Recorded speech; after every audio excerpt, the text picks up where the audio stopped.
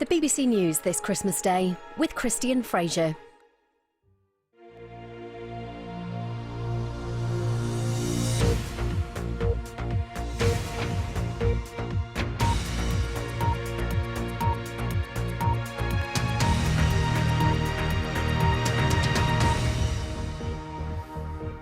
Good morning. For the first time in almost 30 years, the Queen has missed the Christmas Day church service at Sandringham.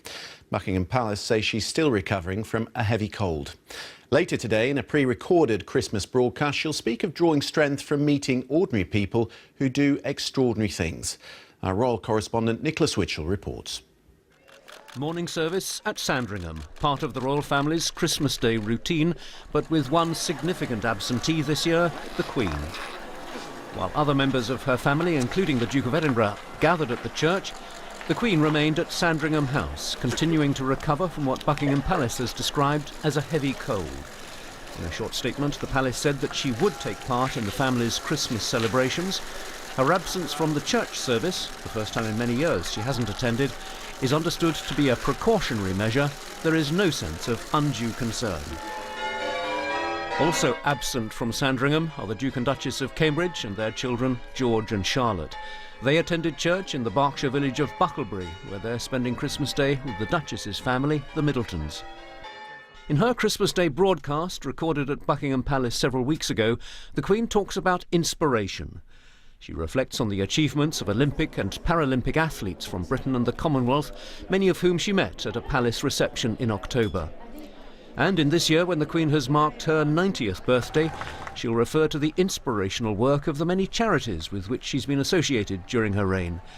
She'll talk also about the work of the many unsung heroes she meets around the country. Carers, community leaders and good neighbours. Ordinary people, as she puts it, doing extraordinary things. Nicholas Witchell, BBC News. A Russian military plane with more than 90 people on board has crashed into the Black Sea. The plane was carrying 64 members of the renowned Red Army Choir and was heading from Sochi to Latakia in Syria. The Russian Defence Ministry says there are no survivors. From Moscow, Steve Rosenberg sent this report. This is one of the final images of the Tupolev 154 jet.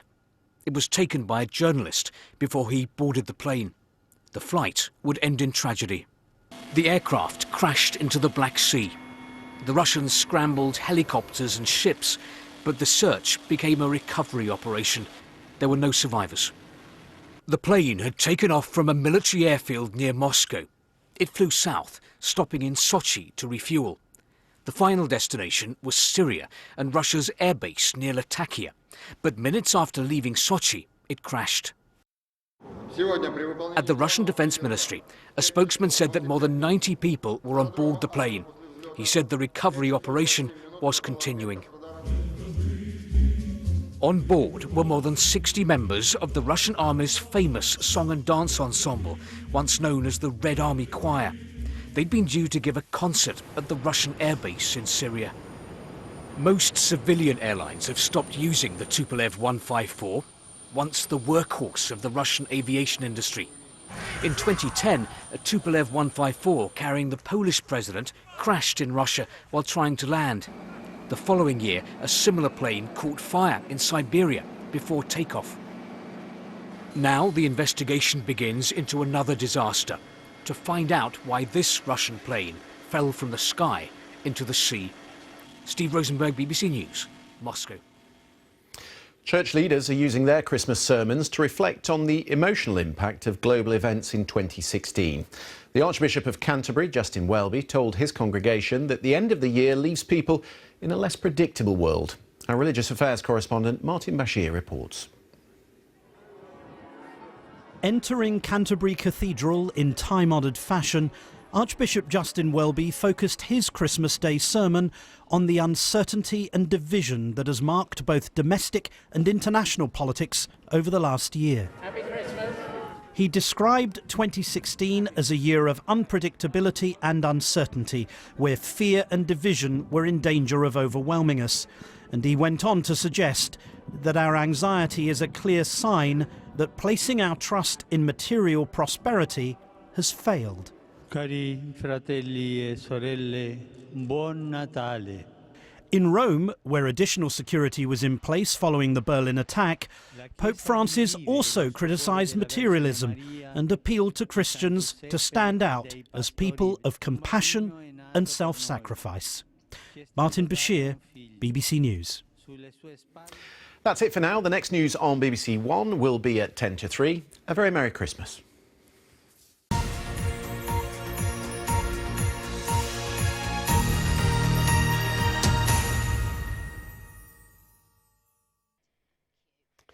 Good morning. It's one thing not having a white Christmas, as most of us don't. It's another, it not even feeling like winter out there. Scenes like this in Aberdeenshire from one of our weather watchers this morning. It's the sunnier parts of the UK, many of them that have broken 14 Celsius today, but it's widely into double figures. It is exceptionally mild for Christmas Day, close to a record. We'll keep watching that as the day goes on. Not all of us have seen sunshine though. Fair amount of cloud around has delivered some outbreaks of rain to western parts of the UK, more persistent rain running southwards through parts of Scotland and Northern Ireland as the day goes on. It is windy again.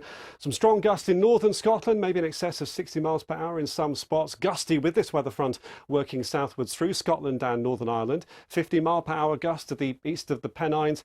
Some brighter breaks across England and Wales, but where you've still got the thicker cloud, still some outbreaks of mostly light rain or drizzle to be had. But whatever you're in, it's feeling very mild. But it will turn colder tonight as this weather front, it's a cold front, works its way southwards with gusty winds and outbreaks of rain, behind which that colder air arrives. Showers to Northern Ireland, across Scotland, increasingly of snow even to modest hills across northern Scotland later in the night. Could be some icy patches around too.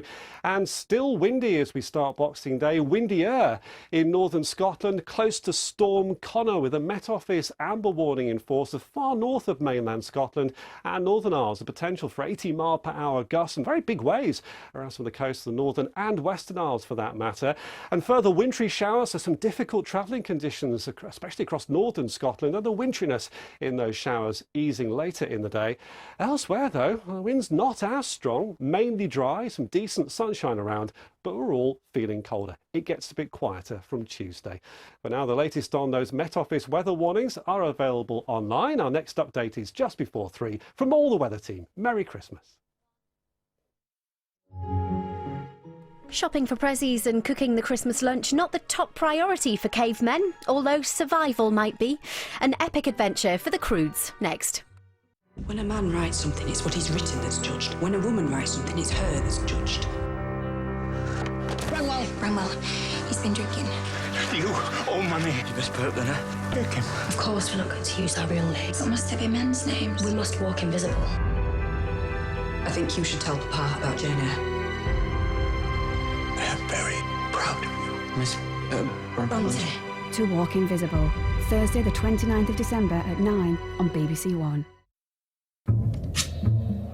Hope Clinic, a tiny mission hospital in South Africa, is so understaffed it may have to close altogether. We have been asked to send a small working party out there. Midwife's calling. It's all right, sweetie. No one who comes to Hope Clinic has ever refused our help. You won't see that down Christmas Street. Call the Midwife, tonight at 8 on BBC One. It's falling asleep again. That's it, he's gone. Is he snoring? Shaun the Sheep is running riot with the Farmers Llamas. Join us for some mischief at 1:20. First on BBC One, an action-packed and hilarious animated adventure for the whole family with the Croods.